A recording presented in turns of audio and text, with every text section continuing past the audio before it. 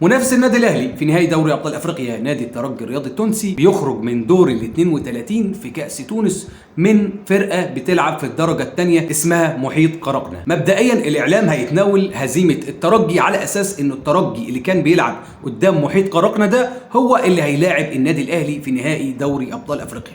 بس انا عاوز اقول لكم انه دي نظره سطحيه جدا، وانه الترجي اللي كان بيلعب قدام محيط قرقنه ده مش هو الترجي اللي هيلعب قصاد النادي الاهلي في نهائي دوري ابطال افريقيا، وهقول لكم ليه بكل التفاصيل. مبدئيا السبع محترفين بتوع نادي الترجي، السبع محترفين كاملين لم يلعبوا مباراة محيط قرقنه نهائيا. ليه؟ لانه في قوانين هناك في تونس بتمنع لعب المحترفين في كأس تونس قصاد الفرق اللي بتلعب في الدرجات الأدنى، الدرجة الثانية والثالثة والرابعة وهكذا. فبالتالي هيكل الترجي الأساسي كان غايب عن المباراة دي، أهم اللعيبة في الترجي كانت غايبة عن المباراة دي، لعيبة الترجي الأساسية واللعيبة المهمة واللي شايلة الترجي كانت غايبة عن المباراة دي. وأنا هقول لكم على أسماء اللي غابت عن مباراة الترجي: رودريجو رودريجيز ويان ساس، دول من أهم اللعيبة في الترجي حرفيا وهم اللي شايلين الفريق. عندك محمد الأمين توجاي الجزائري،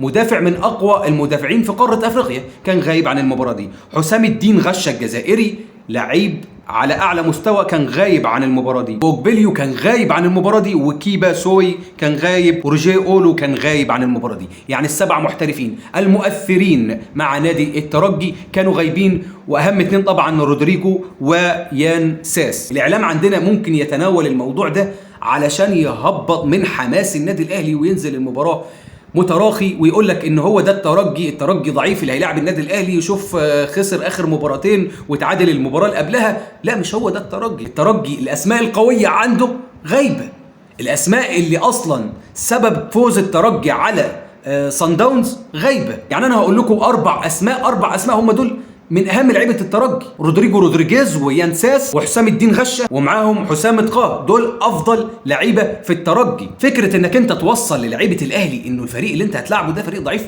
مش في صالح النادي الاهلي. لازم النادي الاهلي ينزل نهائي دوري ابطال افريقيا وعامل حساب الترجي، مدي احترام كبير للترجي لانه فرقه عندها خبرات، واللعيبه اللي غايبه عن الترجي دي لعيبه تحسم اي مباراه. الاعلام ممكن يتناول انه الترجي متراجع اخر فتره في الدوري وفي الكاس، والاهلي في اخر فتره ليه في الدوري والبطولات المحليه مقدم مستوى ممتاز جدا.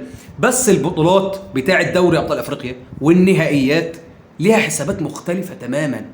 الترجي متمرس في بطولات افريقيا، النادي الاهلي طبعا متمرس في نهائيات افريقيا. فنهائيات افريقيا دي يا جماعه مش بالكلام، احنا مجربين وعارفين ان مباريات نهائي افريقيا دي مختلفة عن كل المباريات التانية. يعني ما تقوليش مثلا مباراة الاهلي في الدوري مثلا توازي مباراة نهائي افريقيا. انا متأكد ومتيقن انه لعيبة الترجي في نهائي افريقيا هيكونوا في كامل تركيزهم 100%، فهتلاقي الصعوبات عند النادي الاهلي. فلازم النادي الاهلي يدي المباراة دي قيمتها. ونسيبنا بقى من كلام الاعلام اللي ما بيأكلش عيش، والكلام ده انا بقول لكم كلام سلبي وممكن يضر النادي الاهلي.